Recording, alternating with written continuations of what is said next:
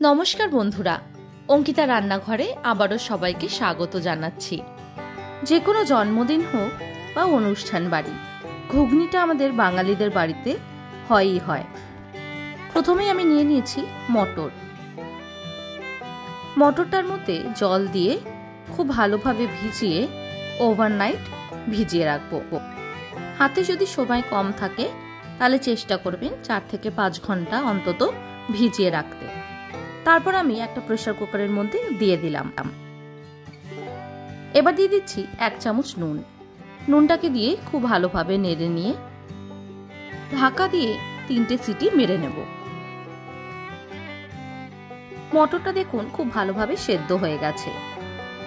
সেদ্ধটা ভালো করে হয়েছে কিনা দেখার জন্য একটা চামচের সাহায্যে আমি টিপে একবার দেখিয়ে দিচ্ছি। এবার একটা কড়াইতে আমি সর্ষের তেল নিয়ে নিলাম। তার মধ্যে ফোড়নে দিয়ে দেব তেজপাতা আর কটা গোলমরিচ। ফোড়নটা থেকে গন্ধ বেরিয়ে আসলে দিয়ে দেব পেঁয়াজ কুচনো। গ্যাসের ফ্লেমটাকে হাইতে রেখে খুব ভালোভাবে নেড়ে চেড়ে পেঁয়াজটাকে ভেজে নেব। পেঁয়াজটা হালকা হয়ে আসলে তার মধ্যে দিয়ে দেব আদা, রসুন আর কাঁচা লঙ্কার একটা পেস্ট। এবার একইভাবে নেড়ে চেড়ে মশলার কাঁচা গন্ধটা যাওয়া অবধি কষিয়ে নেব।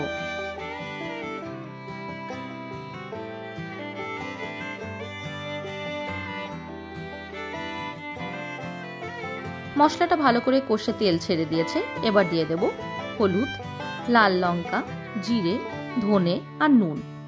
সব মশলাগুলো আমি 1 চামচ করে ব্যবহার করেছি।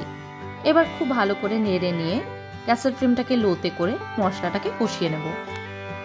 মশলা কষানোর সময় জলের প্রয়োজন হলে সেদ্ধ করে নেওয়া মটরের জলটাকে আমি অল্প করে ইউজ করব। জলটাকে দেব আর খুব ভালোভাবে নেড়ে নেব।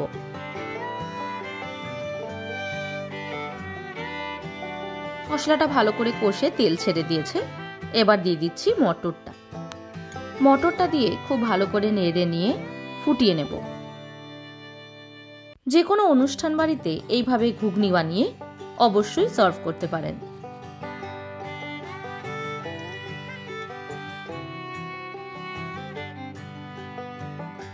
মটরটা যেহেতু আগের থেকে সেদ্ধ করা আছে তাই খুব বেশি সময় লাগবে না।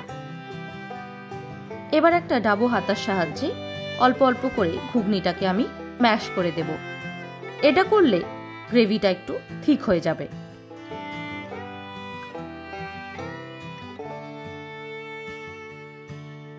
এবার দিয়ে দিচ্ছি গরম মশলা গুঁড়ো। গরম মশলাটাকে দিয়ে খুব ভালোভাবে একবার নেড়ে নেব। ফুলকো লুচির সাথে সার্ভ করুন ঘুগনি। আমার চ্যানেলে নতুন বন্ধু হয়ে থাকলে চ্যানেলটা সাবস্ক্রাইব করে দেওয়ার অনুরোধ রইল। আজকের মতন এইটুকুই। আবার দেখা হবে নতুন কোনো রেসিপি নিয়ে। ভালো থাকবেন, সুস্থ থাকবেন। ধন্যবাদ।